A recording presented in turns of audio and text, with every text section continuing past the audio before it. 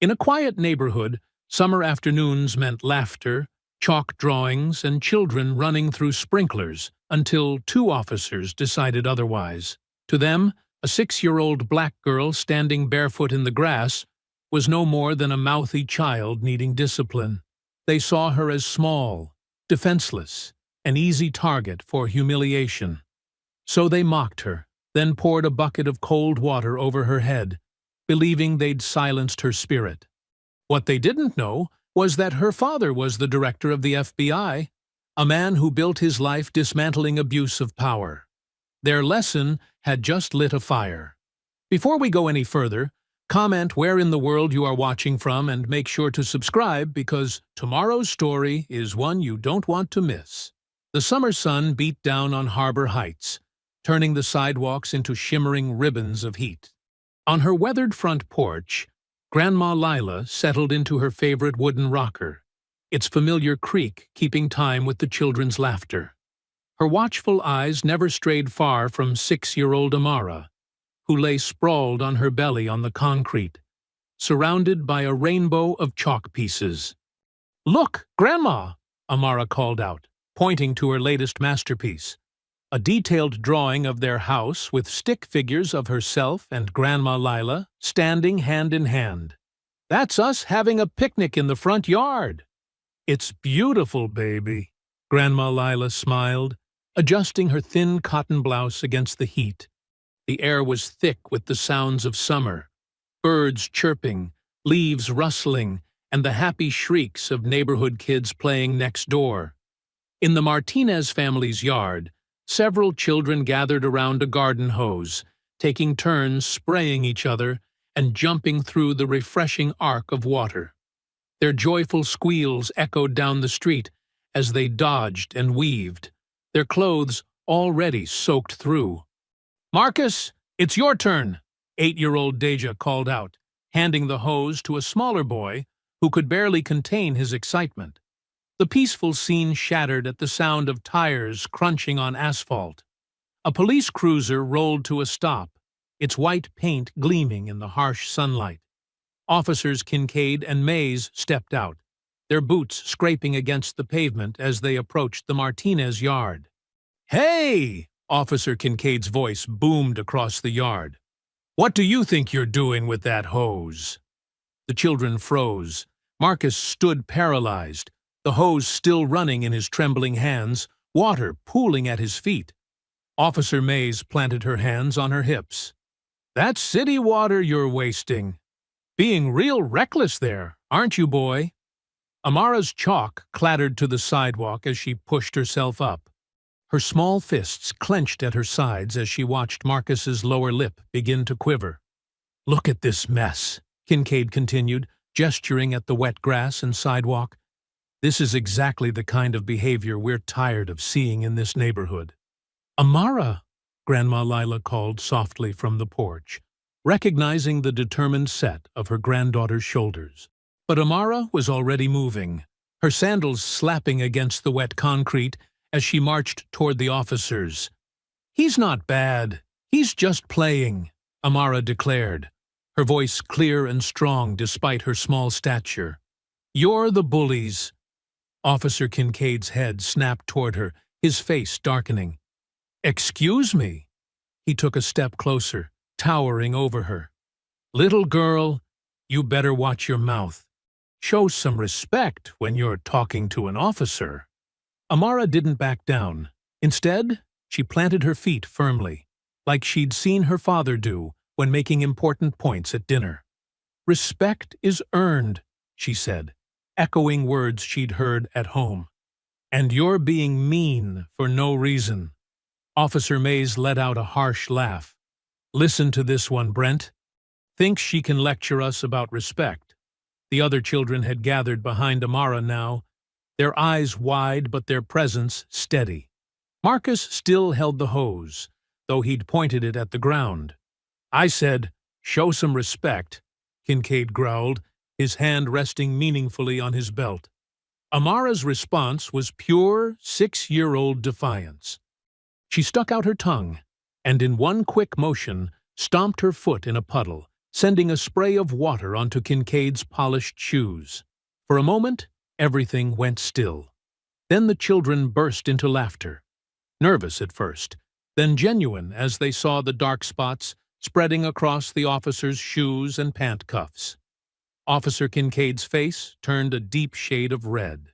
His fingers twitched near his belt as he glared down at his wet shoes, then at Amara's unflinching face. Behind him, Officer Mays's lips curved into a mean smile. "Think that's funny, do you?" Kincaid's voice had dropped to a dangerous whisper.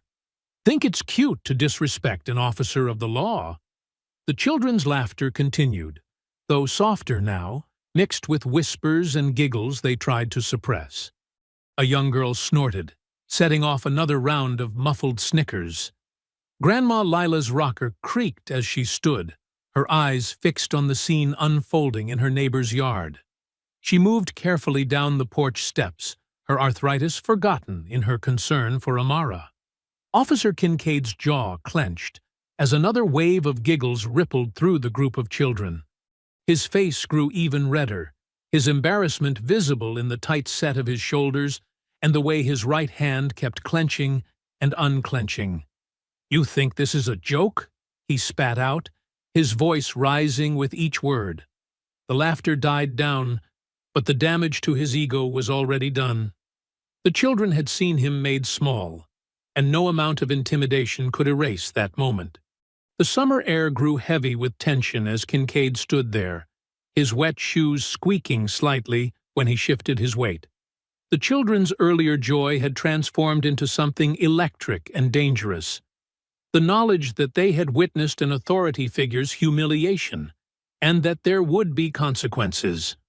Officer Mays's eyes darted to the curb where the Martinez family had left their car washing supplies earlier that day. A large blue bucket, still half full of water, sat beside a pile of sponges and rags. Her lips curled into a cruel smile as she nudged Kincaid with her elbow. "You know what they say about disrespectful children," she drawled, stepping toward the bucket. "Sometimes they need a good cooling off." The other children began backing away, their earlier bravery dissolving as they sensed the shift in atmosphere. Marcus dropped the hose, the water still trickling onto the grass, and retreated behind his older sister. "Don't you dare!" Grandma Lila called out, her voice trembling with anger as she made her way across the yard. But she was still too far away, her steps slowed by age and arthritis. Mays hefted the bucket, water sloshing over the sides. "Let's see how smart that mouth is after this," she said, advancing on Amara. Amara stood rooted to the spot, her eyes widening as she realized what was about to happen. She opened her mouth to speak, but before any words could come out, Officer Mays upended the bucket over her head. The shock of the cold water hit Amara like a physical blow. She gasped, her small body shuddering as the icy water cascaded over her, soaking her from head to toe. Her pink cotton dress, decorated with tiny butterflies, instantly clung to her small frame. Water streamed from her braids, running down her face in rivulets. Gasps and cries of dismay erupted from the porches where neighbors had gathered to watch. Mrs. Rodriguez covered her mouth in horror. Mr. Jenkins half rose from his chair, his newspaper forgotten in his lap. "Now you'll remember your manners," Kincaid sneered, satisfaction evident in his voice as he watched Amara stand there, dripping and shivering despite the summer heat. The first sob caught in Amara's throat, more from shock than pain. Then another followed, and another, until she was crying in earnest, her small shoulders shaking as she stood in a growing puddle of water. "Baby!" Grandma Lila called out, finally reaching her granddaughter. She pulled Amara close, not caring that her own clothes were getting soaked.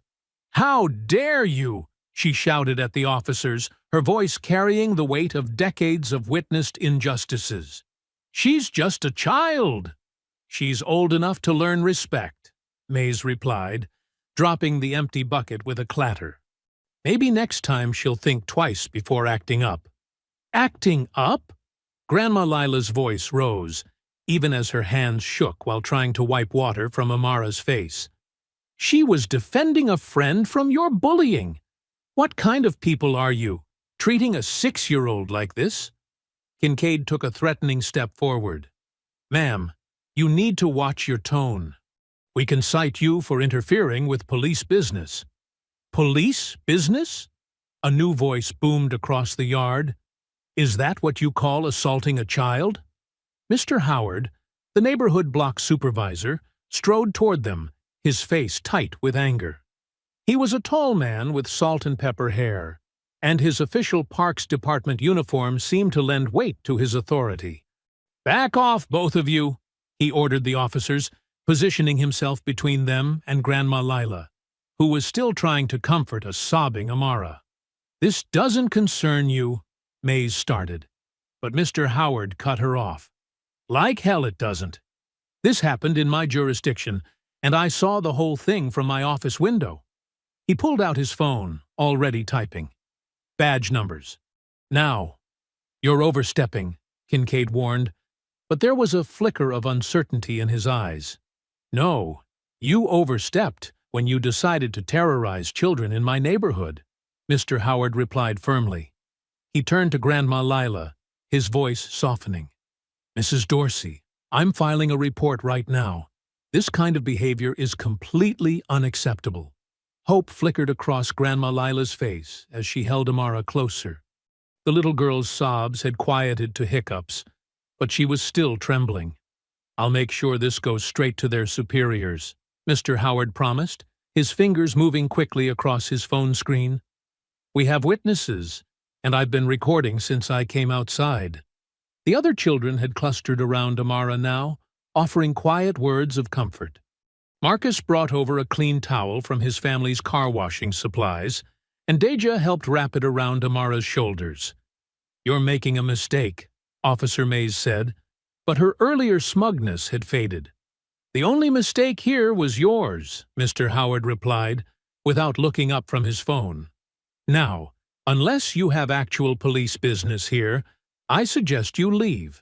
Your presence is no longer needed or wanted. The officers exchanged glances, clearly weighing their options. Finally, Kincaid jerked his head toward their cruiser. They retreated, their boots squelching through the wet grass, but not before Kincaid threw one last dark look over his shoulder. The sound of their car doors slamming echoed through the suddenly quiet street. As their cruiser pulled away, Mr. Howard placed a gentle hand on Grandma Lila's shoulder. I'll file a report myself, Mrs. Dorsey, he assured her. This won't be swept under the rug. I promise you that. That evening, the setting sun cast long shadows through Grandma Lila's living room windows. Amara sat curled up on the worn floral couch, wrapped in her favorite purple blanket, her hands cupped around a mug of hot cocoa topped with tiny marshmallows. Though hours had passed since the incident, her braids were still slightly damp, and she'd changed into her emergency sleepover pajamas that she kept at her grandmother's house. Take another sip, baby, Grandma Lila encouraged, settling beside her with her own mug of tea. The familiar scent of chamomile filled the air, mixing with the sweet chocolate aroma. It'll warm you up from the inside out. Amara took a careful sip, leaving a small chocolate mustache that her grandmother gently wiped away with a tissue. Mr. Howard seemed really mad at those officers, she said quietly, her voice still a bit shaky. He sure was, Grandma Lila agreed, adjusting the blanket around Amara's shoulders. And he's right to be. What they did was wrong, plain and simple. Mr. Howard's going to make sure their bosses know exactly what happened. The kitchen clock ticked steadily in the background as Amara considered this. Will they get in trouble? She asked, her small fingers tracing the rim of her mug. They should, Grandma Lila said firmly. Mr. Howard's been our block supervisor for 15 years. When he files a report, people listen. He doesn't let things slide, especially not when it comes to protecting our neighborhood kids. Outside, crickets began their evening chorus, as darkness settled over the street. Through the window, they could see porch lights clicking on, one by one, like stars appearing in the night sky. The Martinez family was still outside, putting away the last of their car-washing supplies, speaking in hushed, angry tones about what they'd witnessed. "I just wanted to help Marcus," Amara said, her voice small. "They were being mean to him for no reason." Grandma Lila wrapped an arm around her granddaughter's shoulders. "You were being brave, standing up for your friend. That's never wrong, even if some people don't like it." They sat in comfortable silence for a while, sipping their drinks and listening to the neighborhood settling down for the night. The familiar creaks of Grandma Lila's old house, the distant sound of a train whistle, the gentle whir of the ceiling fan, all helped create a cocoon of safety around them. The next morning dawned bright and clear. Amara was still asleep upstairs in her special room at Grandma's house when Lila heard the mail truck's familiar rumble. She stepped out onto her porch, breathing in the fresh morning air, and retrieved the small stack of envelopes from her mailbox. Back in her sunny kitchen, she sorted through the usual mix of bills and advertisements until she came to an official-looking envelope from the Harbor Heights Police Department. Her hands trembled slightly as she opened it, a sense of dread building in her stomach. The citation inside was printed on harsh yellow paper, the official seal of the department stamped at the top. As she read the formal language, her coffee grew cold beside her, forgotten. Notice of citation: interference with police officers. During official duties, she read aloud, her voice barely a whisper. During a routine community patrol on Saturday, June 15th, Lila Dorsey did willfully obstruct and interfere with officers performing their lawful duties during a neighborhood disturbance. The words blurred before her eyes as she continued reading. The fine amount at the bottom of the page made her sink heavily into her kitchen chair. Below the citation was a separate sheet, a copy of what was supposed to be Mr. Howard's formal complaint. Instead of the detailed account she expected, there was only a brief community note stating that a minor verbal disagreement had occurred between officers and residents, with no mention of the water incident or Amara at all. The morning sunshine streaming through her kitchen window suddenly felt less warm. The cheerful yellow curtains she'd hung last spring seemed to mock the harshness of the citation in her hands. Outside, she could hear children already playing, their laughter carrying across the morning air, but it didn't lift her spirits as it usually did. The creak of floorboards announced Amara's presence before she appeared in the kitchen doorway, still wrapped in her blanket from the night before. Her hair was mussed from sleep, and she rubbed her eyes as she padded across the linoleum floor in her sock feet. "Morning, Grandma," she yawned, but then stopped short when she saw her grandmother's expression. "What's wrong?" Lila tried to hide the citation, but Amara had already spotted the official letterhead. She was a quick reader for her age, and her eyes widened as she recognized the police department's logo. "What's that paper?" Amara asked, coming closer. She peered at the yellow sheet, her face scrunching up as she tried to make sense of the adult words. Grandma Lila's hand shook as she set the citation down on the table. How could she explain this to a 6-year-old? How could she make sense of a system that would punish her for protecting her granddaughter? Amara's small finger traced the police department seal at the top of the page. Her voice was quiet but clear when she asked, "Why are they saying you did something bad, Grandma?" The afternoon sun hung low in the sky when a sleek black sedan pulled up in front of Grandma Lila's house. Malcolm Dorsey stepped out, his navy suit crisp despite the summer heat. His movements were deliberate and controlled as he made his way up the worn path to Lila's front porch. Lila opened the door before he could knock. "Malcolm?" she said softly, her usual warm smile replaced by worry lines around her eyes. "Thank you for coming." "Where's Amara's backpack?" he asked, his voice steady but tight. Even in casual conversation, Malcolm carried himself with the careful precision of someone used to weighing every word.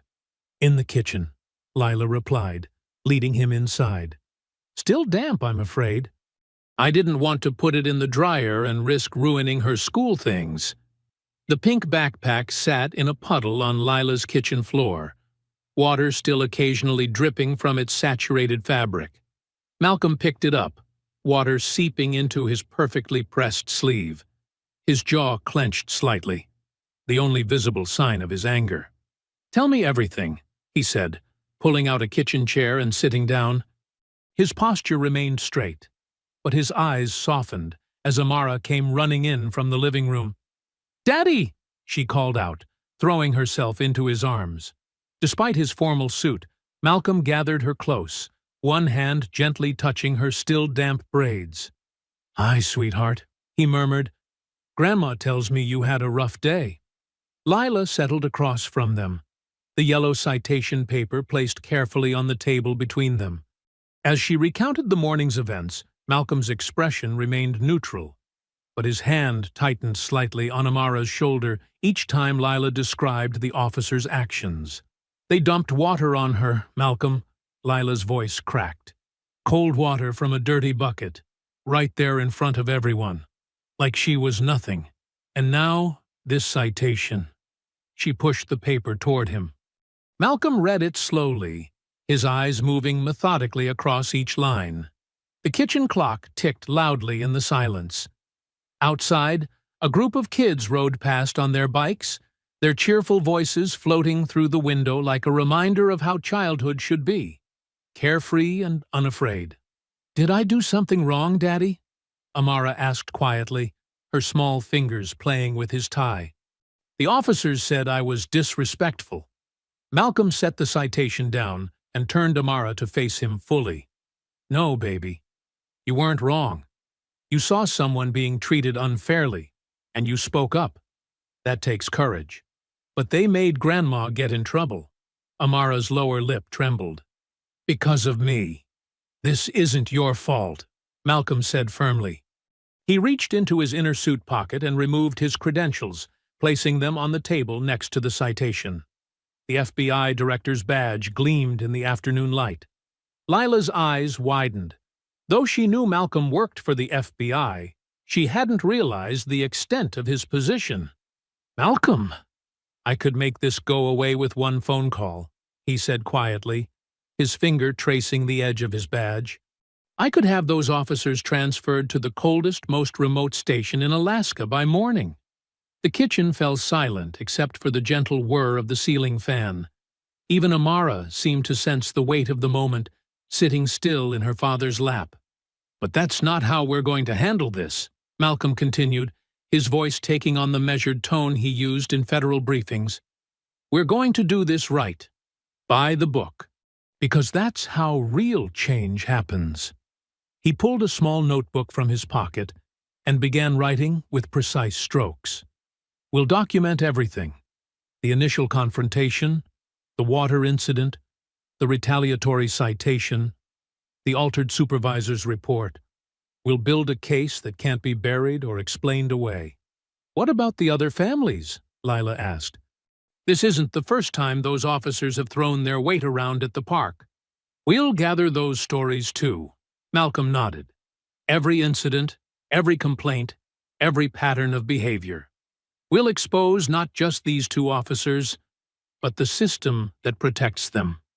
Amara watched her father write, her small face serious. "Will they be mad at us?" Malcolm set his pen down and turned her face toward his. "They might be, sweetheart. Standing up to bullies isn't easy, but you've already shown more courage than those officers ever have. We're going to make sure they learn that badges don't give them the right to hurt people." The afternoon light was fading when Malcolm finally stood, Amara's damp backpack in one hand, his daughter's small hand in the other. "I'll have someone from the Civil Rights Division contact you tomorrow, Mama Lila," he said. "Don't worry about that citation. We'll handle it legally." Lila walked them to the door, hugging Amara tight before they left. "You're sure about doing this the slow way?" she asked Malcolm quietly. "It's the right way," he replied, his voice firm. They expect anger. They expect retaliation. What they don't expect is patience and procedure. We'll show them what real justice looks like. Later that night, in Amara's bedroom, Malcolm tucked his daughter into bed. Her room was a child's sanctuary, with twinkling fairy lights strung across the ceiling and well-loved stuffed animals standing guard on her shelves. He smoothed her favorite unicorn blanket, making sure she was cozy and warm. "Daddy?" Amara's voice was sleepy. "Are you mad at me for making trouble?" Malcolm leaned down and kissed her forehead. "You didn't make trouble, baby. You shined a light on it, and I'm so proud of you for that." He adjusted her nightlight and moved toward the door. "This is not over," he whispered, watching his daughter's eyes close as sleep finally claimed her. Monday morning arrived with the crisp energy that always filled the J. Edgar Hoover building. Malcolm Dorsey's shoes clicked against the polished floor as he made his way through the familiar corridors, nodding to agents who stepped aside respectfully. His face betrayed nothing of the storm brewing inside him. In his office, Malcolm carefully arranged the documentation on his desk. The citation issued to his mother-in-law lay beside photographs of Amara's water-soaked clothes and sworn statements from witnesses at the park. His assistant had already prepared the formal request for a pattern or practice investigation, the pages waiting for his signature like soldiers ready for battle. "Send in Deputy Director Chen," Malcolm spoke into his intercom, his voice steady. While waiting, he straightened his tie and checked that every document was perfectly aligned. Control and precision. These were his weapons now. Sarah Chen entered, her sharp eyes taking in the unusual array of papers on her boss's typically pristine desk. "Director Dorsey?" "Have a seat, Sarah." Malcolm gestured to the chair across from him. "I'm initiating a formal civil rights investigation into the Harbor Heights Police Department." He slid the main document toward her. "And I'm recusing myself immediately."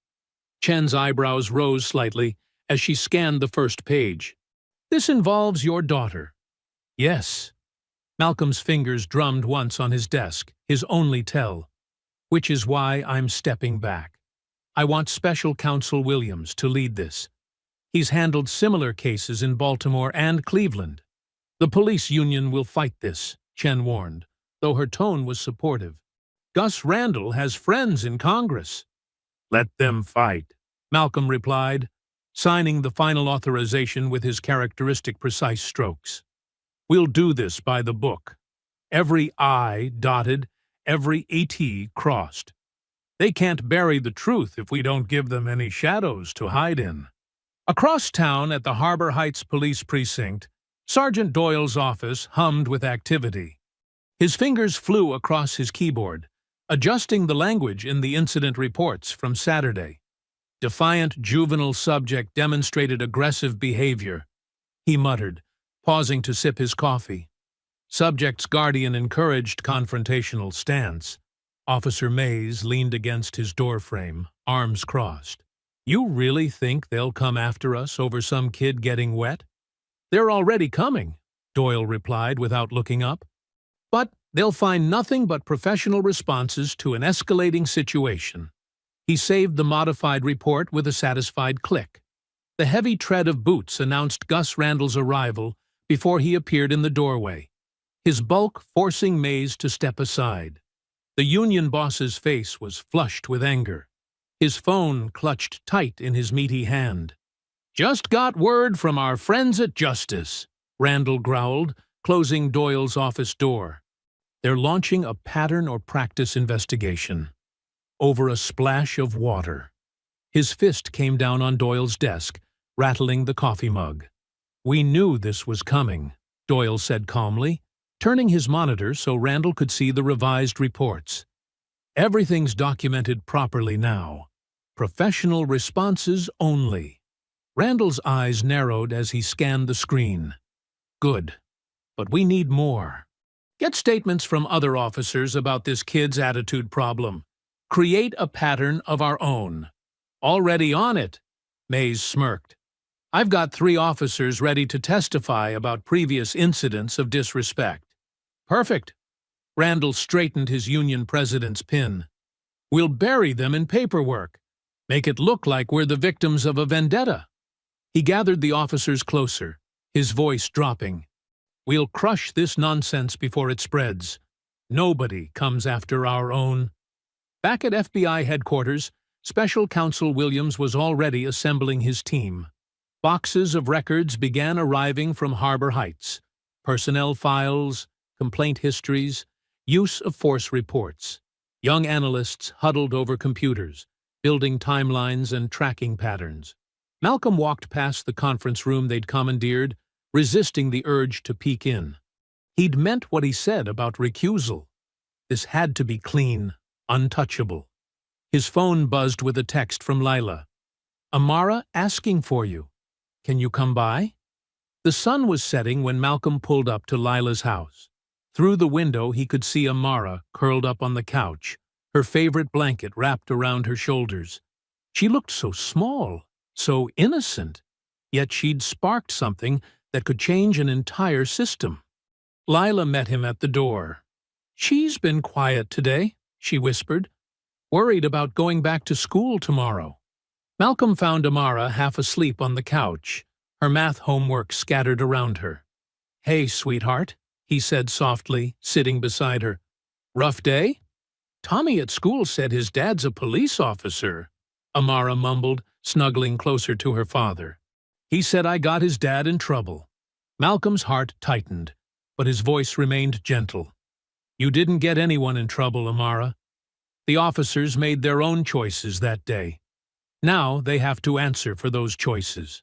Like when I have to go to the principal's office if I do something wrong. Something like that. Malcolm smiled slightly. Except this is about making sure they learn to treat everyone fairly, not just some people. Amara's eyes were growing heavy. Malcolm gathered her homework, stacking it neatly on the coffee table. Time for bed, I think. Will you stay until I fall asleep? She asked, her voice already drowsy. Of course. Malcolm helped her up, guiding her toward her bedroom at Lila's house. Once she was tucked in, he sat beside her, his hand resting gently on her shoulder. The weight of the day, of all that was to come, seemed to settle around them like a heavy blanket. Malcolm watched as Amara's breathing evened out, her small face relaxing into sleep. His hand remained steady on her shoulder, a quiet promise of protection and justice. Tuesday morning arrived with a heavy fog that clung to Harbor Heights like a protective blanket. Evelyn Park adjusted her glasses as she walked carefully up Lila's front steps, 3 worn leather notebooks tucked under her arm. Her sensible shoes made soft sounds against the wooden porch, each step measured and deliberate. Lila opened the door before Evelyn could knock. Miss Park, what brings you by so early? I heard what happened with little Amara, Evelyn said, her voice carrying the gentle authority of her 30 years in the classroom. And I have something you need to see. Inside, Amara sat at the kitchen table, picking at her breakfast cereal. Her usual spark seemed dimmed, but she brightened at the sight of her former kindergarten teacher. Miss Park. Hello, dear. Evelyn settled into a chair, placing her notebooks on the table. The leather was cracked with age, the pages yellowed and dog-eared. I've kept these since I started teaching in this neighborhood. Every incident, every complaint, every time I saw our children treated unfairly. Lila poured coffee for them both, her hands trembling slightly. You mean there's more? Other families? Many more. Evelyn opened the oldest notebook, her neat handwriting filling every line. June 1992. Officers warned Marcus Thompson's mother they'd cite her for disturbing the peace because Marcus was playing basketball after 7 p.m. September 1995. The Williams twins were forced to empty their backpacks on the sidewalk while walking home from school. Amara leaned forward, her spoon forgotten. They did mean things to other kids, too? Yes, sweetheart. Evelyn's voice softened. But you were braver than most. You spoke up. Across town at the precinct, Sergeant Doyle was busy spreading his own version of events. He leaned against the break room counter, speaking just loud enough for the cluster of officers filling their coffee cups. "Heard the grandmother's been causing trouble for years," he said casually. "Always stirring things up, teaching kids to disrespect authority. Probably coached the little girl what to say." Officer Reynolds, a rookie, frowned. "The girl's only 6, Sarge."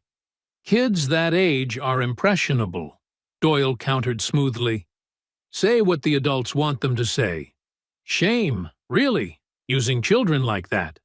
The rumor spread through the neighborhood like poison ivy, creeping and persistent.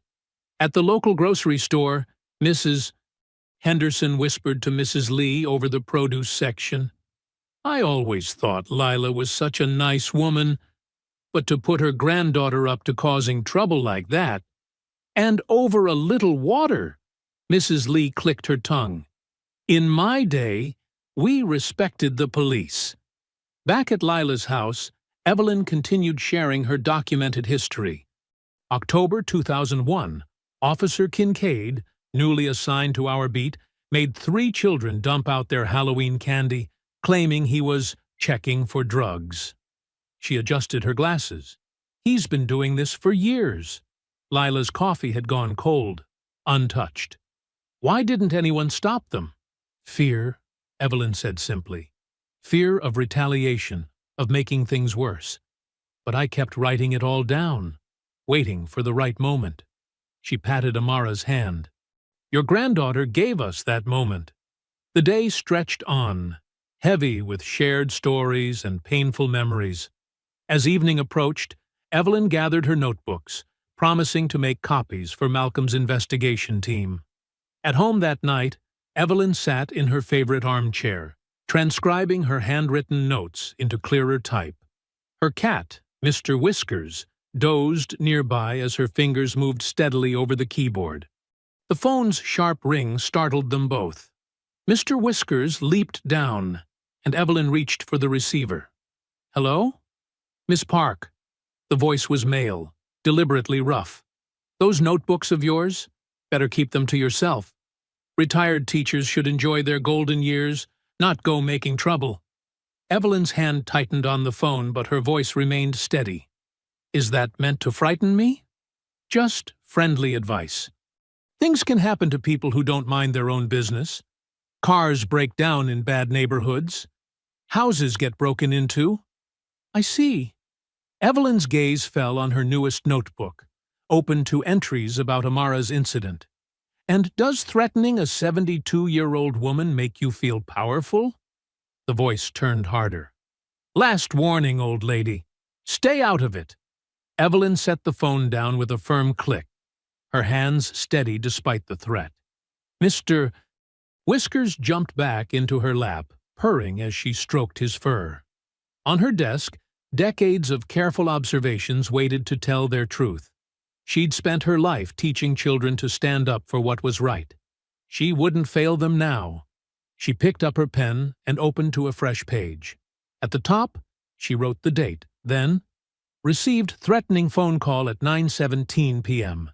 Male voice, likely disguised. Threatened personal harm if notebooks were shared. Her handwriting was as neat and clear as ever. The kitchen timer chimed, reminding her of her evening tea. Evelyn stood, straightening her cardigan. She'd faced down angry parents, budget-cutting administrators, and 30 years of bathroom pass excuses. A shadowy voice on the phone didn't stand a chance. Wednesday's afternoon sun beat down on the bus stop bench where Grandma Lila sat waiting. She fanned herself with a folded newspaper, watching cars drift past, on their way to somewhere else. The metal bench had grown hot in the sun, but she didn't mind. After 40 years working for the post office, she'd learned to find comfort in discomfort. A shadow fell across her feet. She looked up to see a young man in a police cadet's uniform, shifting his weight from one foot to the other. His name tag read, Ruiz. "Ma'am?" His voice cracked slightly. Mrs. Dorsey? That's right. Lila studied him carefully. He couldn't have been much older than her youngest grandson. Cadet Jalen Ruiz glanced over his shoulder, then back at her. Mind if I sit? She patted the bench beside her. Plenty of room. He sat stiffly, hands clasped between his knees. Sweat beaded on his forehead, and Lila couldn't tell if it was from the heat or nerves. I was there on Saturday. At the park. I saw what happened to your granddaughter. Lila's fan stilled. Were you one of the officers who— No, Jalen said quickly. I was just observing. Part of my training. But— He swallowed hard. There's something you should know. A bus rumbled past, its brakes squealing. Jalen waited until the noise faded before continuing. They call them presence metrics. It's not official policy. You won't find it written down anywhere. But every officer assigned to neighborhoods like yours gets pressure to maintain what they call active presence. Active presence? Lila's voice was soft but firm. It means— Jalen's shoulders hunched. We're supposed to make sure people see us, feel us. Write up kids for little things, playing in sprinklers, hanging around too long, being too loud. Especially in certain neighborhoods. You mean black neighborhoods? He nodded miserably. They say it's about preventing bigger problems, teaching respect for authority early. But really, his voice dropped. It's about making sure people know who's in charge. A mother walked past, pushing a stroller. Jalen fell silent until she was out of earshot. Officers who don't write enough citations get bad shifts, worse assignments. The ones who are proactive, like Kincaid and Mays, they get praised, promoted. Lila's newspaper was crushed in her grip now. And how many children have they humiliated? How many families have they terrorized? Too many. Jalen's badge caught the sunlight. I joined to help people, to make things better. But this— He shook his head.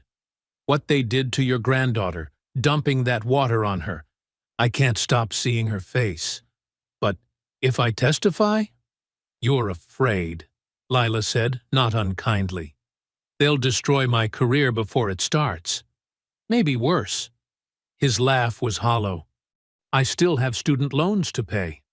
Lila thought of Amara, standing proud even as water dripped from her braids, of Evelyn Park, refusing to be silenced. She turned to face the young cadet fully. Let me tell you something about fear, child. Her voice carried the weight of years. I was there when they turned fire hoses on children in Birmingham. Saw dogs set loose on peaceful protesters.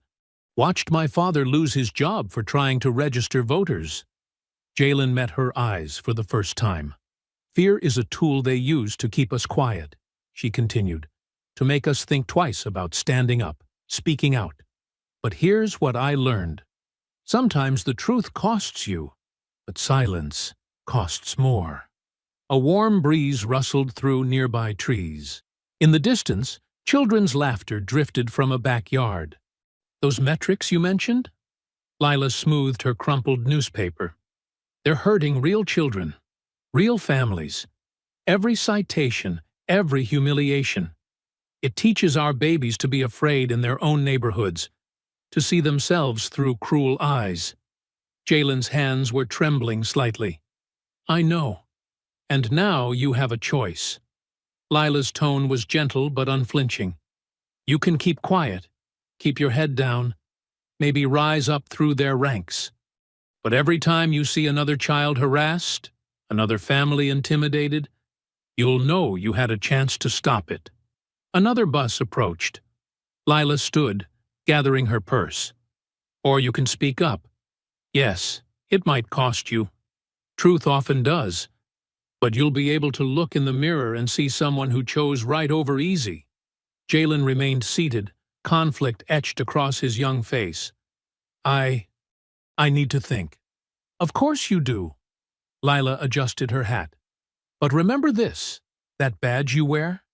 It's supposed to mean protection, not persecution. Right now, You're protecting the wrong people." The cadet stood slowly, his uniform suddenly seeming too large for his frame. Without another word, he turned and walked away, his steps uneven on the sun-baked sidewalk.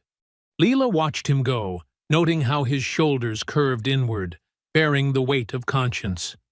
The truth she'd spoken hung in the humid air behind him, invisible but heavy as chainmail. Each step seemed to fight against it, but the words had found their mark. Sometimes, Lila knew, the most powerful weapon against injustice was simply naming it aloud. Her bus arrived with a hiss of brakes. As she climbed aboard, she said a silent prayer for the young cadet's courage. The doors closed behind her with a decisive snap. Thursday morning arrived with a blanket of gray clouds hanging low over Harbor Heights. The special counsel's office hummed with activity as federal agents sorted through boxes of documents.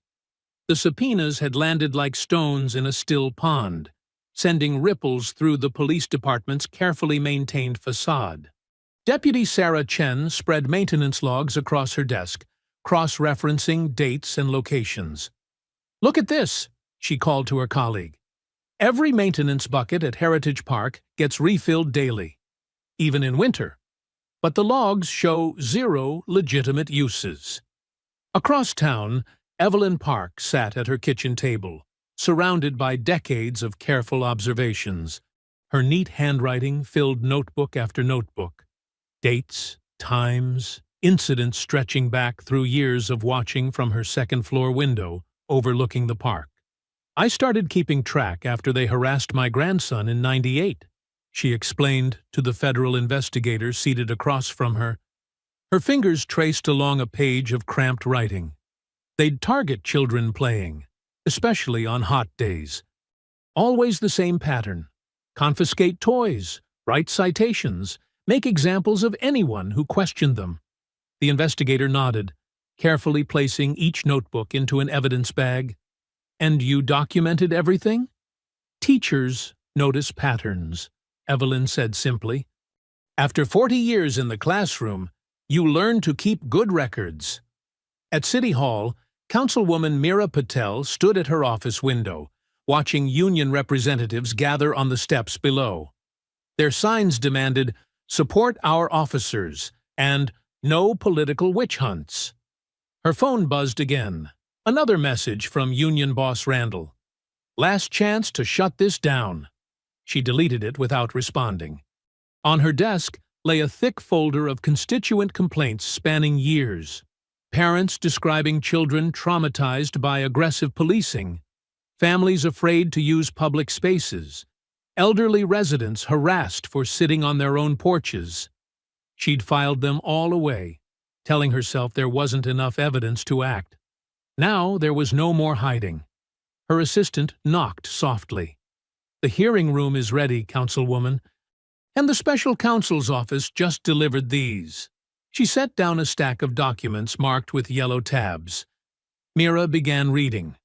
Her hands tightened on the pages as she discovered internal messages joking about baptisms and attitude adjustments. Officers congratulating each other for teaching lessons to uppity residents. Maintenance orders for water buckets specifically placed near play areas. "Schedule the public hearing for next Tuesday," she told her assistant. "And call security. We'll need extra officers, not from the local precinct." Across town at the FBI building, Malcolm Dorsey sat in his temporary office, separated from the main investigation to maintain objectivity. He reviewed copies of the growing evidence in silence, his face betraying no emotion as he read account after account of children humiliated, families intimidated, a community systematically taught to fear those meant to protect them. A knock at his door revealed Agent Chen. "Sir, you should see this." She handed him a printout of chat logs. Officers Kincaid and Mays had a regular competition going. They called it Attitude Adjustment Tuesdays. Malcolm read without speaking, his only reaction a slight tightening around his eyes. Finally, he set the papers down. "Make sure the special counsel has copies. And Agent Chen? Thank you. She nodded, understanding his position, forced to watch from the sidelines while others fought for justice for his daughter. As she left, he turned to the window, remembering Amara's face that day, wet hair plastered to her cheeks, but chin held high. Evening settled over Harbor Heights. In Malcolm's home office, Amara sat cross-legged on the floor, surrounded by colored pencils and paper. Malcolm worked quietly at his desk, reading reports that would never mention his daughter's name. "Daddy?" Amara's voice was soft but clear. "Yes, baby?" "I made something." She stood and brought him a carefully drawn picture. In wobbly but determined lines, she'd sketched a police badge. Across its center, in large purple letters, she'd written, "Sorry." Malcolm set down his papers and pulled her onto his lap. "That's very good, Amara. Can you tell me about it?" "It's what their badges should say," she explained, tracing the letters with her finger. "Because when you do something wrong, you're supposed to say sorry and mean it." Malcolm held her close, breathing in the familiar scent of her hair. "That's right, baby.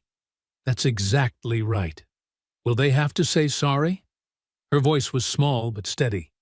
"We're working on it," Malcolm answered carefully. "A lot of good people are working very hard to make sure what happened to you doesn't happen to other children." Amara nodded, considering this. "Good," she said finally, "because it wasn't fair, and it wasn't right." Malcolm looked at the drawing again, a child's simple wisdom cutting straight to the heart of justice.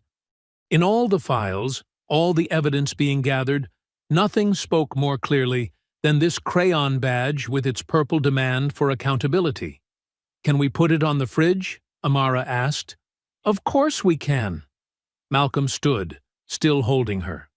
Together they walked to the kitchen, where he helped her choose a magnet to display her work. The sorry badge hung there in the growing dusk, a small but powerful reminder of why the fight for justice mattered, not for vengeance or power, but for every child's right to play without fear, to speak without punishment, to expect better from those who wore real badges. Friday morning brought unusual activity to the county courthouse. Police cruisers lined the street, their lights reflecting off the building's glass facade. Inside, the marble halls echoed with hurried footsteps as reporters gathered in clusters, their voices low but excited. In a private waiting room, Grandma Lila sat straight-backed on a wooden bench, her hand clasped tightly around Amara's smaller one. The little girl wore a crisp yellow dress, her hair carefully braided with matching ribbons. "Remember what we talked about," Lila said softly. "No matter what happens today, you did nothing wrong." Amara nodded, swinging her feet that didn't quite reach the floor. "I know, Grandma. Daddy says the truth is stronger than lies." Down the hall, the grand jury had been meeting since early morning. 23 citizens sat listening to evidence, viewing body camera footage, reading through text messages and maintenance logs. They heard testimony about presence metrics and systematic harassment. They saw photos of a small girl in a soaked dress, standing proud despite her humiliation. Outside the jury room, Special Counsel Patricia Martinez organized her files, her face carefully neutral. She'd presented a solid case, not just about one incident, but about years of abusive practices disguised as community policing. The evidence was clear, but grand juries could be unpredictable. In another part of the building, Officers Kincaid and Mays waited with their union representatives. Kincaid's leg bounced nervously while Mays picked at her fingernails, her usual smirk replaced by worry lines around her mouth. "They can't prove intent," their union lawyer assured them. "It was a simple disciplinary action that got blown out of proportion." But Kincaid wasn't so sure. He'd seen the looks on the grand jurors' faces when they watched the footage, heard their intake of breath at Amara's age, noticed how they studied the text messages about attitude adjustments and baptisms. The courthouse cafeteria buzzed with speculation. Clerks and attorneys huddled over coffee, discussing odds. "The FBI doesn't bring cases they can't win," one veteran prosecutor remarked. "And did you see those chat logs?" By early afternoon, word spread that the grand jury had reached their decision. The hallways filled with tension as people waited for the announcements. Malcolm Dorsey sat in his temporary office across town, deliberately distant from the proceedings. He'd recused himself completely, trusting in the system he'd served for decades. His phone sat silent on his desk. He'd hear the news when everyone else did. At 2:15 p.m., the court clerk emerged with sealed envelopes. Reporters straightened their jackets and checked their microphones. Photographers adjusted their lenses. The indictments came down like hammer blows. Officer Brent Kincaid. 2 counts of child endangerment. 1 count of civil rights violations under color of law. 1 count of conspiracy to violate civil rights. Officer Laura Mays. 2 counts of child endangerment. 1 count of civil rights violations under color of law. 1 count of conspiracy to violate civil rights. Additional sealed indictments were issued, with names to be revealed pending arrests.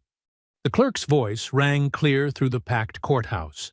The defendants are to surrender their badges and weapons immediately. They will be suspended without pay pending trial. In the waiting room, Lila's hands trembled as she received the news. Beside her, Amara sat very still, her small face serious as she listened to the adults talking. "What does it mean, Grandma?" she whispered. "It means," Lila explained carefully, "that those officers did something wrong, and now they have to answer for it, just like anyone else who breaks the law." Outside the courthouse, news crews set up their equipment. The story was already spreading through Harbor Heights. 2 officers indicted, suspended without pay, more arrests possibly coming. In the park where it all started, parents gathered, sharing the news in hushed, hopeful tones. Evelyn Park stood in her usual spot by her second-floor window, watching children play freely in the afternoon sun. No patrol cars circled today.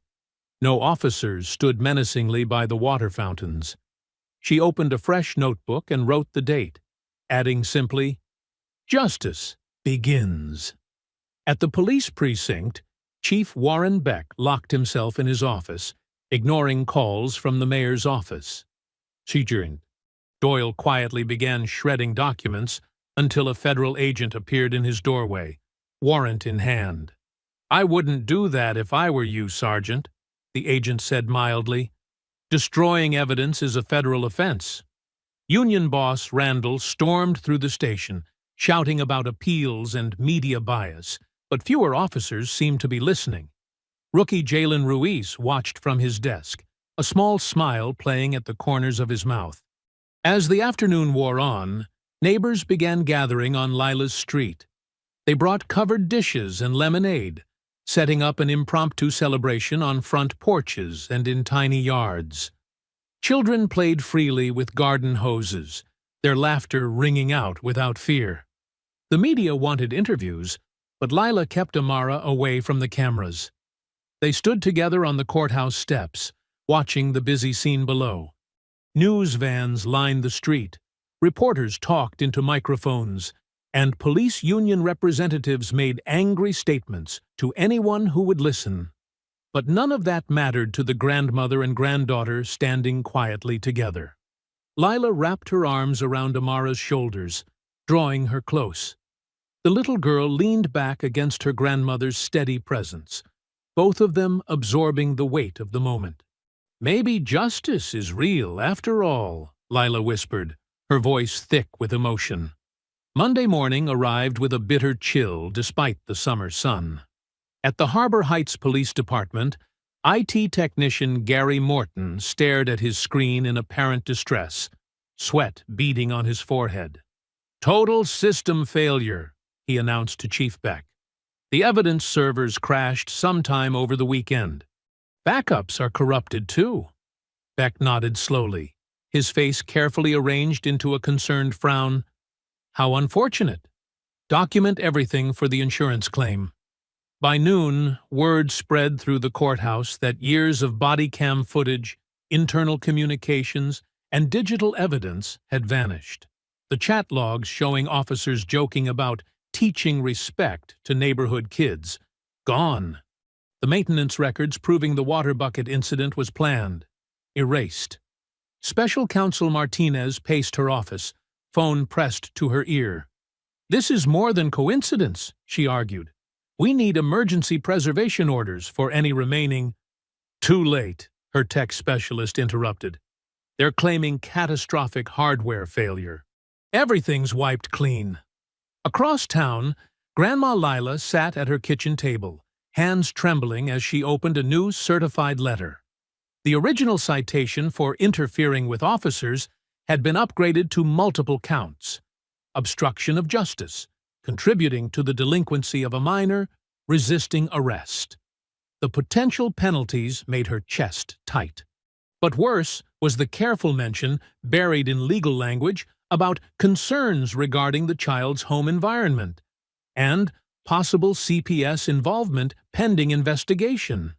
"They're trying to scare us," Lila whispered to herself, though her voice shook. She glanced out the window where Amara played with her chalk, drawing elaborate pictures of butterflies on the sidewalk. The thought of anyone threatening to take her granddaughter made her blood run cold. At FBI headquarters, Malcolm Dorsey's morning meeting was interrupted by internal affairs. They carried a memo, apparently leaked from his private files, suggesting he'd pressured agents to target specific officers and fabricate evidence. "This is a forgery," Malcolm stated calmly, studying the document. The signature looked real, but he recognized subtle differences.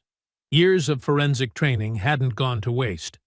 "Nevertheless," the IA officer replied, "pending investigation, you're placed on administrative leave.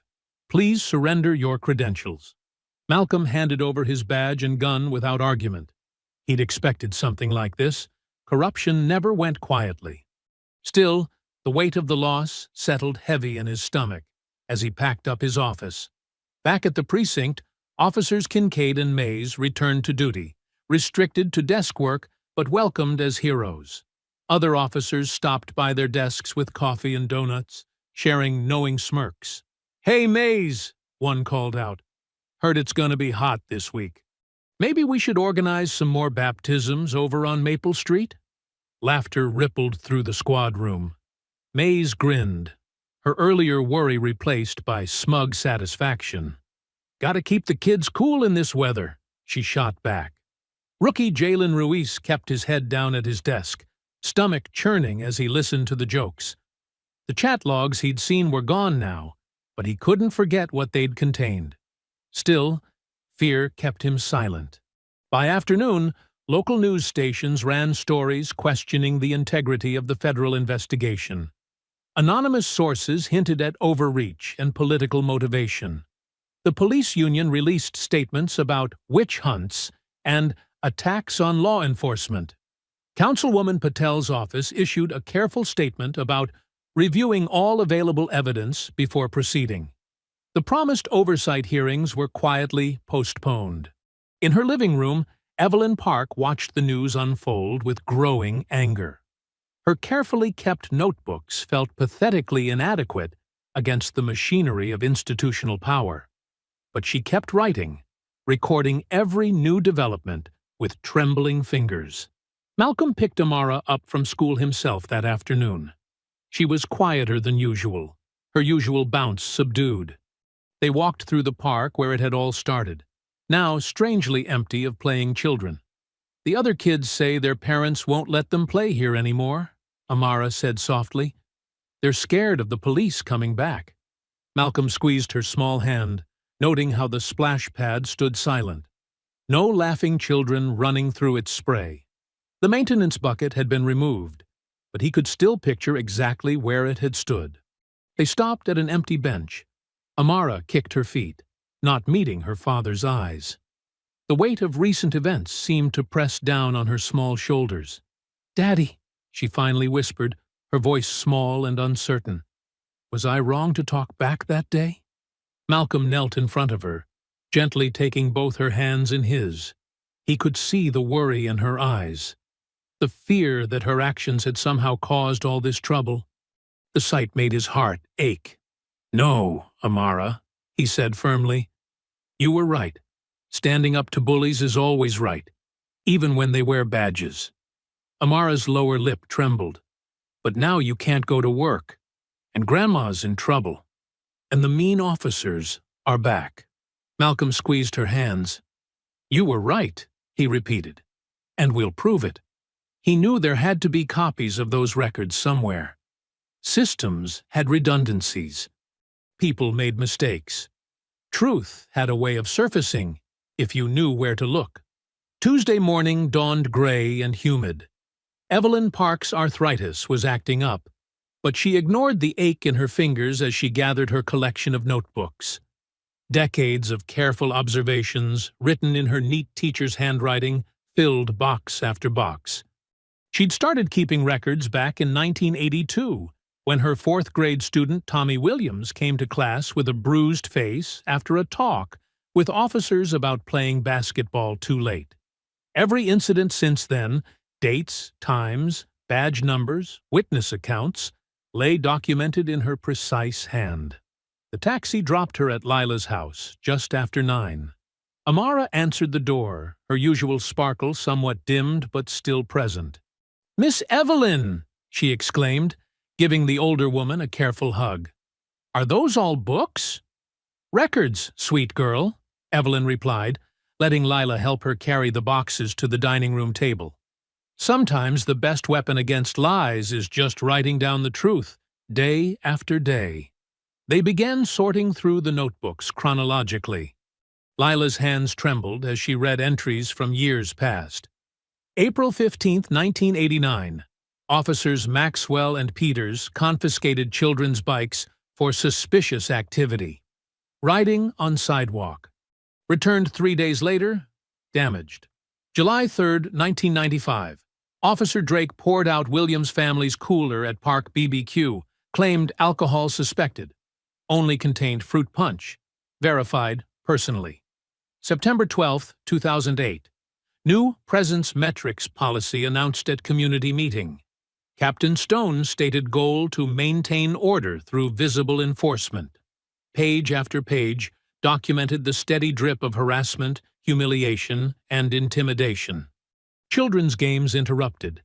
Parents searched without cause.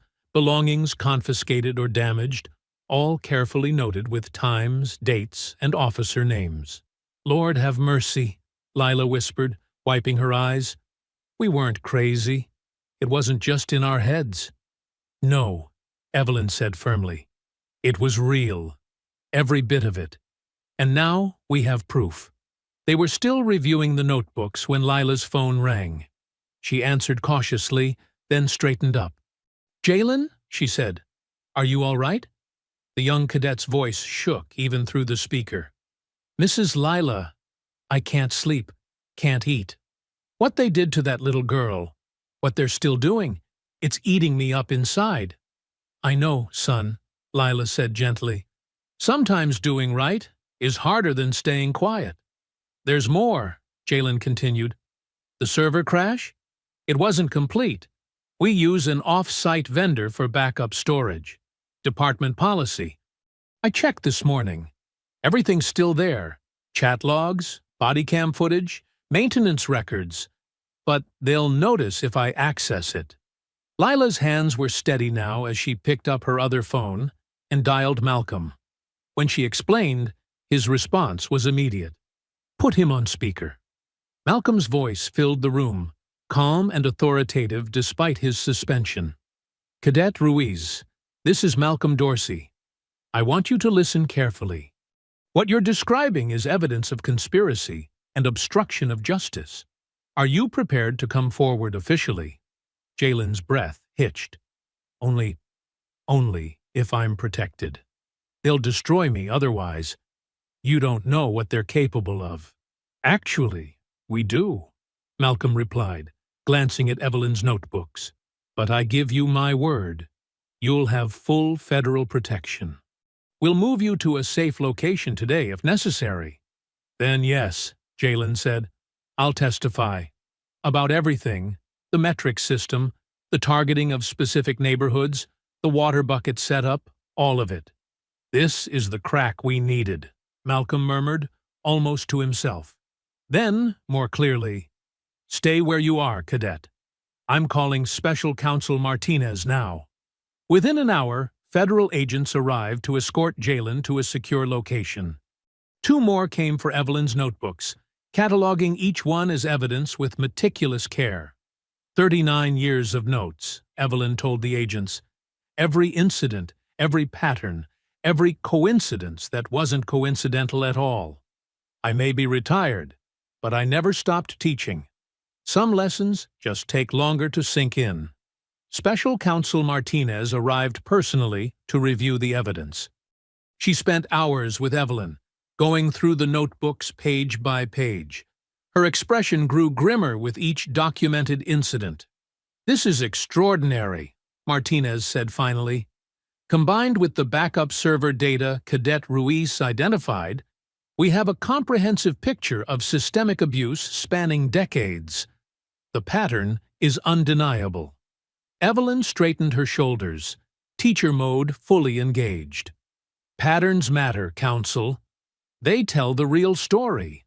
One incident can be explained away.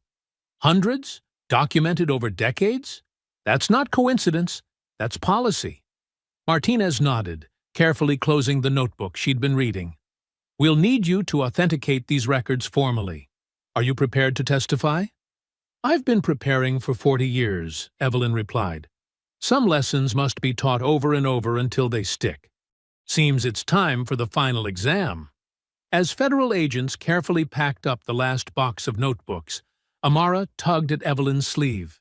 "Miss Evelyn, did you really write down everything bad that happened?" "Everything I saw or heard about, dear heart. Someone had to remember." Amara considered this seriously. "Like a history book?" "Exactly like that.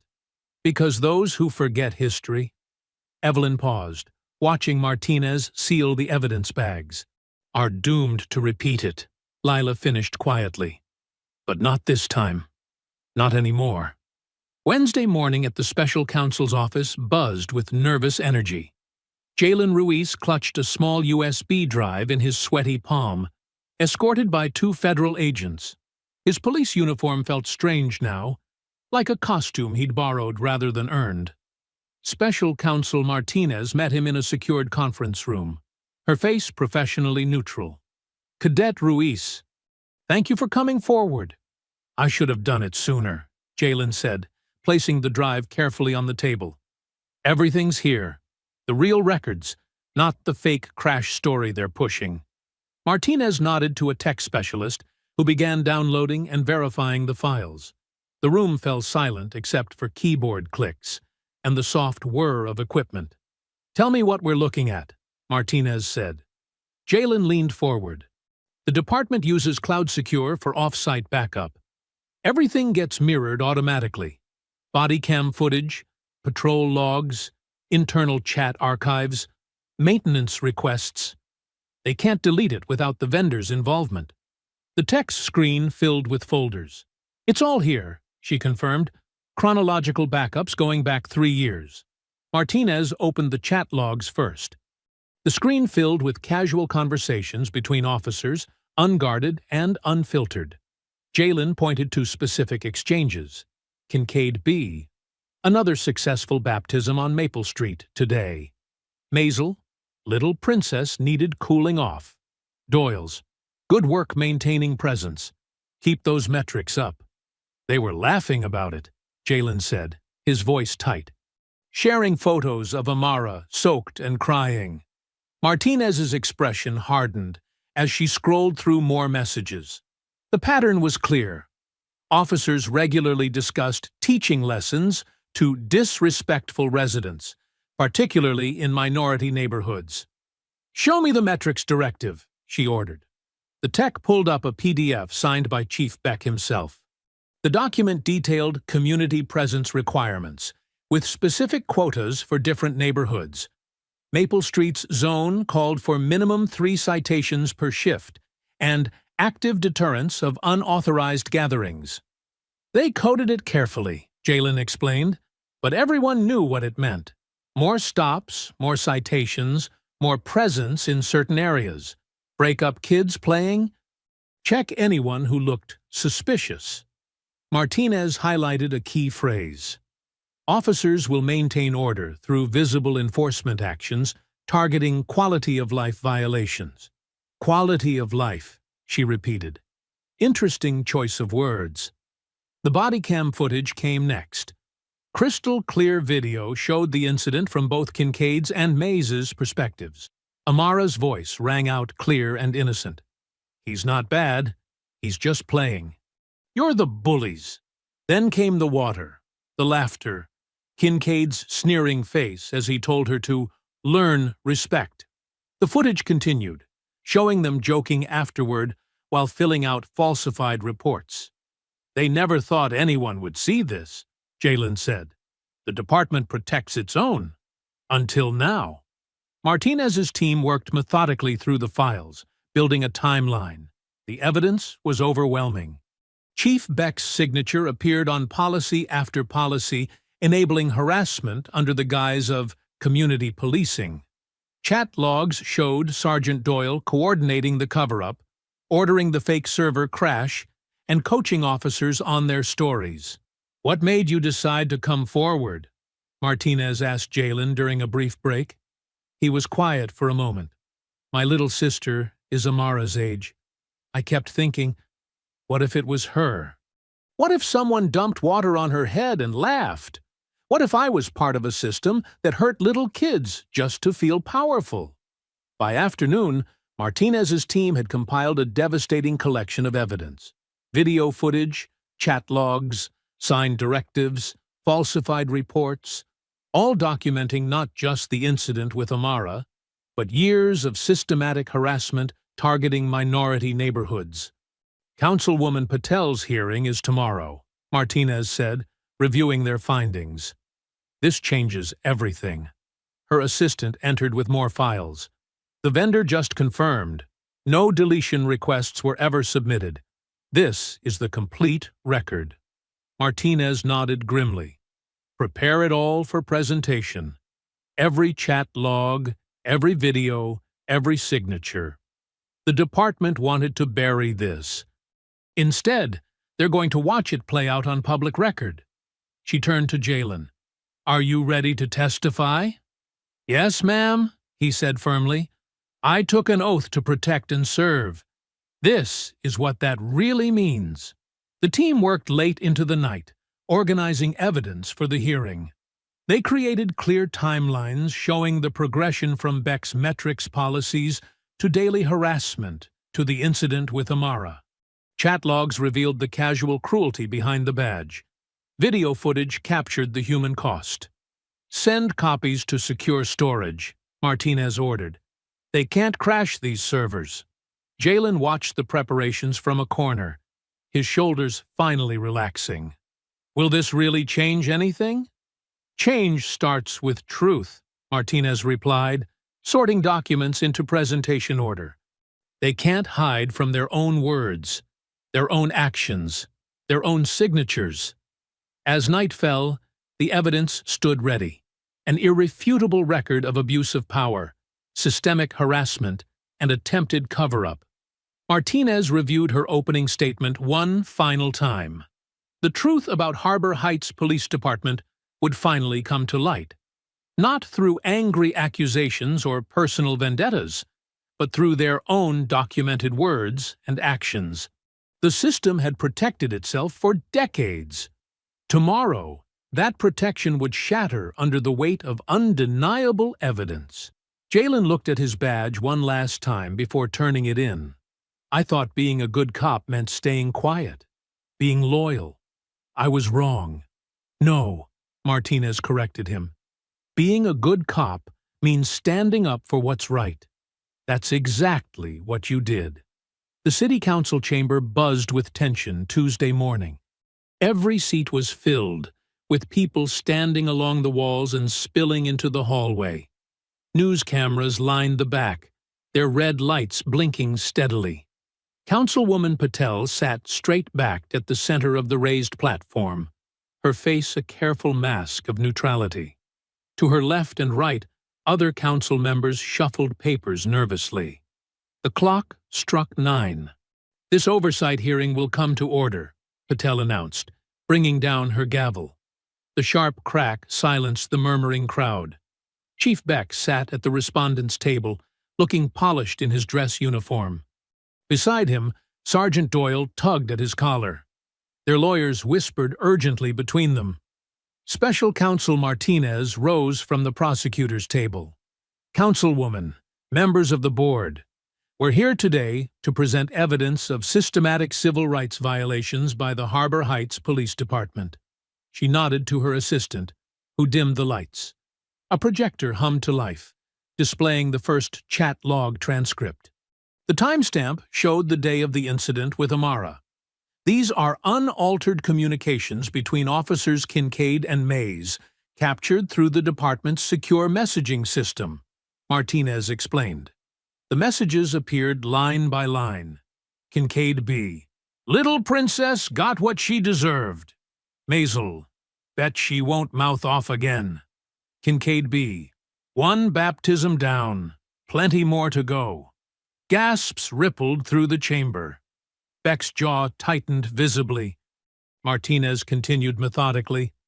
This was not an isolated incident. More screenshots appeared, dozens of similar exchanges spanning months. Officers casually discussing teaching lessons to residents in minority neighborhoods, sharing photos of confrontations, joking about attitude adjustments. Now, let's examine the policy behind these actions. Martinez displayed the department's patrol directives. Note the signature at the bottom of each page. Chief Beck's name appeared clearly on document after document. Each one detailed presence metrics for different neighborhoods, with notably higher requirements for areas like Maple Street. "Sergeant Doyle," Martinez turned to face him directly.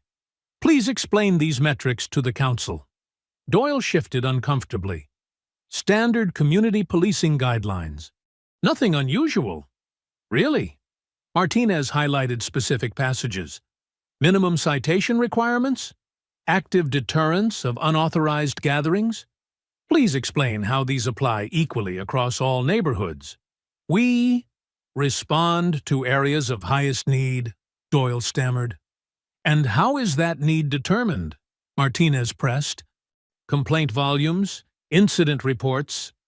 His voice trailed off as Martinez displayed a map showing enforcement patterns clearly concentrated in minority areas.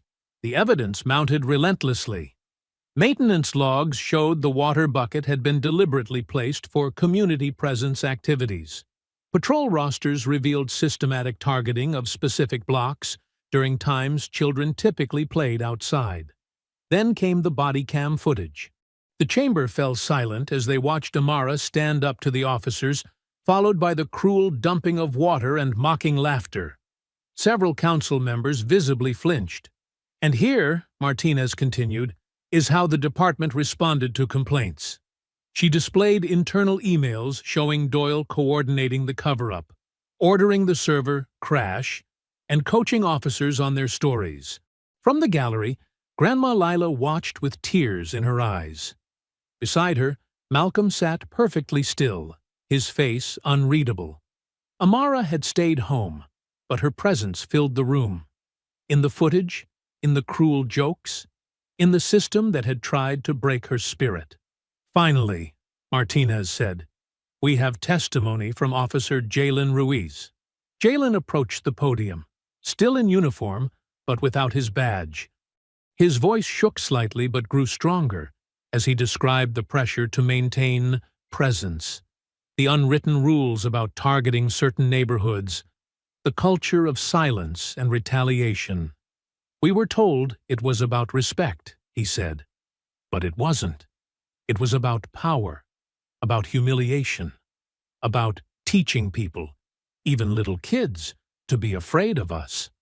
Chief Beck's lawyer tried to object, but Patel waved him down. The evidence was too clear, too overwhelming. Martinez projected one final image, a photo of Amara standing drenched in her sundress, chin raised defiantly despite her tears. This is what community policing looked like in Harbor Heights. Not protection, not service. Deliberate harassment of a 6-year-old girl for daring to speak up. The chamber erupted in angry murmurs. Beck's face had gone from confident to ashen. Doyle stared at the floor.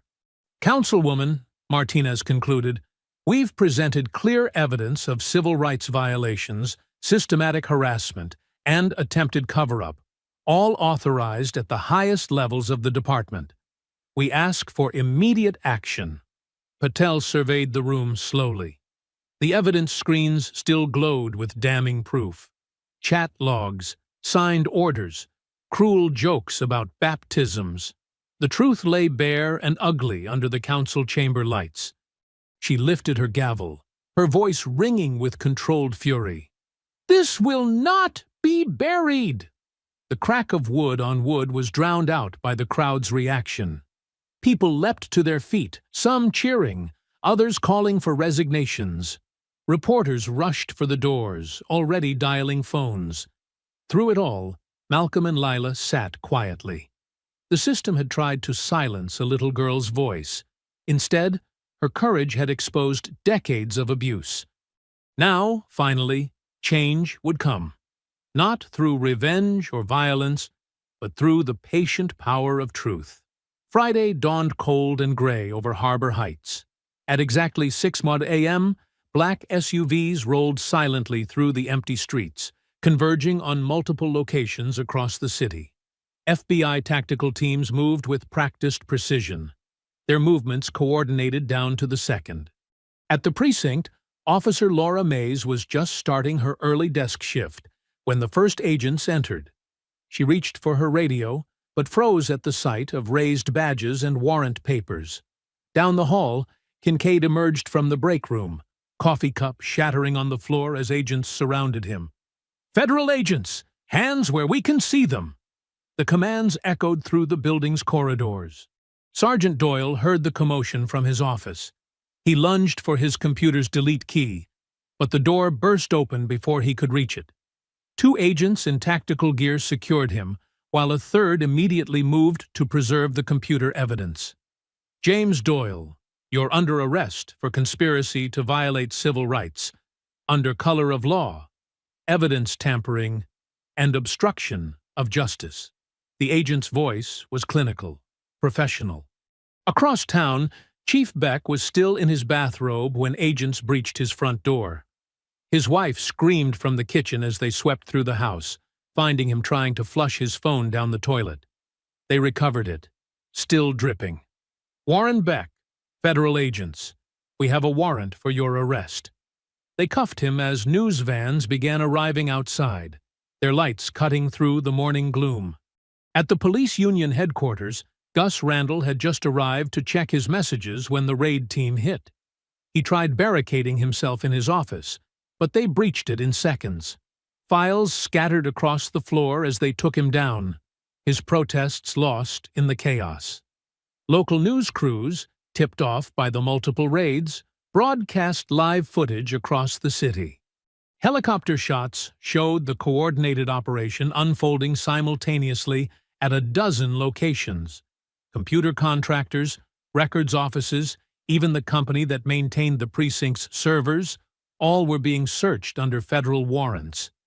In the FBI command center, Special Agent Thompson coordinated the operation. "Target 3 secured," crackled one radio. "Evidence team entering at Site 7, reported another. Years of building cases had taught them to be thorough, methodical, leaving no loose ends. Citizens gathered on sidewalks, watching as those who had terrorized their neighborhoods were led away in handcuffs. Some cheered, others just stood silently, witnessing justice they'd stopped believing would ever come. At the federal courthouse, prosecutors were already preparing the arraignment paperwork. The charges were extensive: conspiracy to violate civil rights, witness tampering, evidence destruction, making false statements, abuse of authority.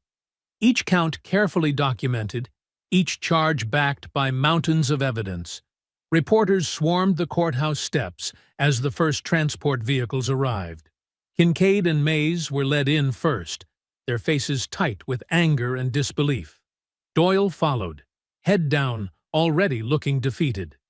Beck tried to maintain his dignity, but stumbled on the steps, requiring assistance from the agents flanking him. Inside his home, Malcolm Dorsey sat in his living room, still technically on administrative leave, watching the events unfold on multiple news channels. His phone buzzed constantly with updates from former colleagues, but he let them go to voicemail. This moment wasn't about him. The morning news anchors struggled to keep up with developments. "We're getting reports now of a massive federal operation targeting the Harbor Heights Police Department," one reported. "Sources say the arrests stem from civil rights violations and an attempted cover-up involving the harassment of a minor." Aerial footage showed agents carrying boxes of documents from the union office. Computer forensics teams wheeled servers out of the precinct. Each piece of evidence represented another nail in the coffin of systemic abuse. At Grandma Lila's house, neighbors gathered to watch the coverage together. Someone brought coffee and donuts. They sat in reverent silence as justice rolled through their city like a cleansing storm. The consent decree was announced mid-morning. The department would be placed under independent oversight for a minimum of 5 years. Neighborhood patrol quotas were explicitly banned. Body camera footage would be automatically backed up to multiple secure locations. Community review boards would have real power to investigate complaints. "This is not just about punishing past wrongs," the U.S. Attorney declared from the courthouse steps.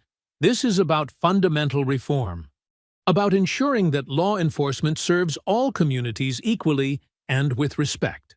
In interview after interview, legal experts explained the significance. This wasn't just about one incident with one child. It was about decades of systematic harassment finally being exposed and addressed. The arrests were just the beginning. Malcolm watched it all unfold on his television screen, his body gradually releasing tension he hadn't even realized he was carrying. He thought about Amara, about her courage in standing up to bullies, about how her simple act of defiance had cracked open decades of abuse. His phone buzzed again, this time with a text from the Attorney General. "Justice served. Come back to work Monday." But Malcolm didn't respond yet. He just sat, watching as the morning's events replayed across every channel, finally allowing himself to exhale.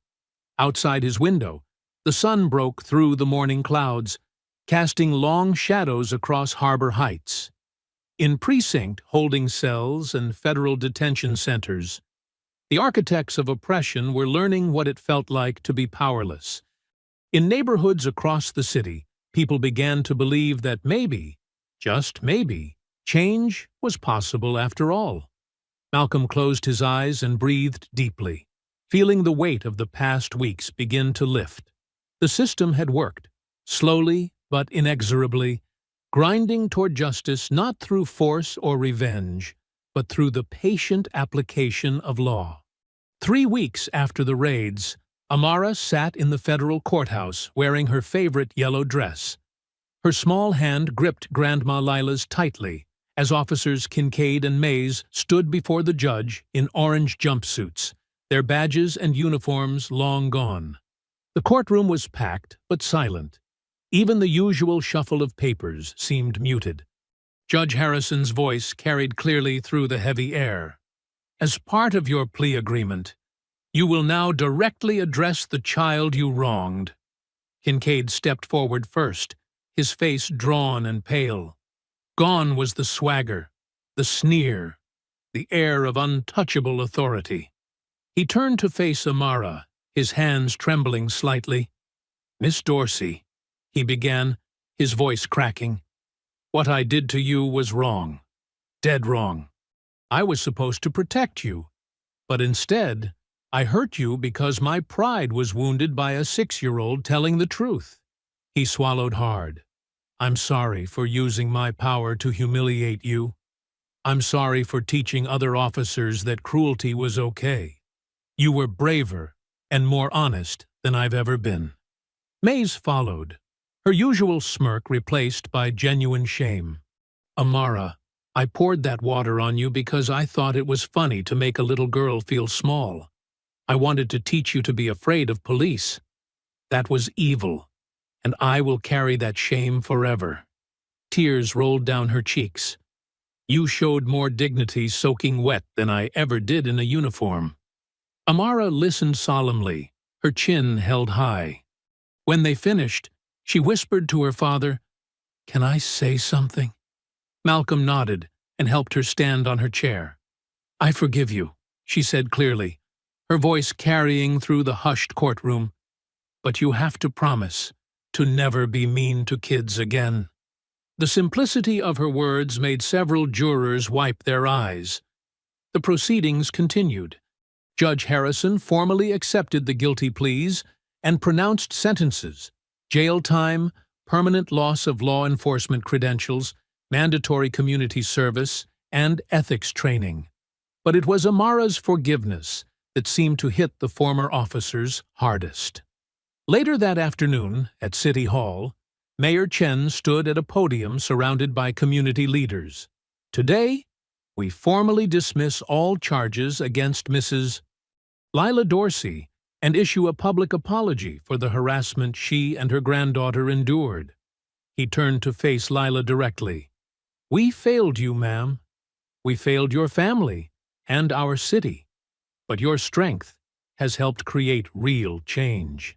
The mayor unveiled the Harbor Heights Neighborhood Dignity Initiative, a comprehensive program of police reform, community oversight, and youth engagement.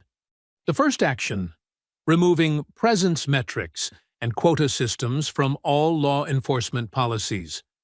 Councilwoman Patel, who had found her courage during the crisis, announced the installation of a bronze plaque on Maple Street. The unveiling drew a crowd of neighbors, activists, and families. Children pressed close to read the words etched in metal. "Children's right to play, speak, and be safe, established 2023 in honor of those who stood for justice." At FBI headquarters in Washington, Malcolm's return to duty was marked by new federal guidelines. "Evidence protection protocols will be standardized across all jurisdictions," he announced to the press. "Whistleblower safeguards will be strengthened. And we will maintain a zero-tolerance policy for civil rights violations by law enforcement." The changes rippled through Harbor Heights like a fresh breeze. Park supervisors welcomed families with smiles instead of suspicious glances. New officers trained under community mentors. Kids played freely, their laughter no longer seen as a threat to order. Back on Maple Street, neighbors gathered for a block party to reclaim their space. Tables overflowed with food, music filled the air, and garden hoses created rainbow arcs in the afternoon sun. Kids darted through the spray, squealing with delight. Amara stood before the new plaque, carefully sounding out each letter as water droplets sparkled around her. "Dignity," she spelled, bouncing with each letter. Her yellow dress was damp from play, but this time from joy, not cruelty.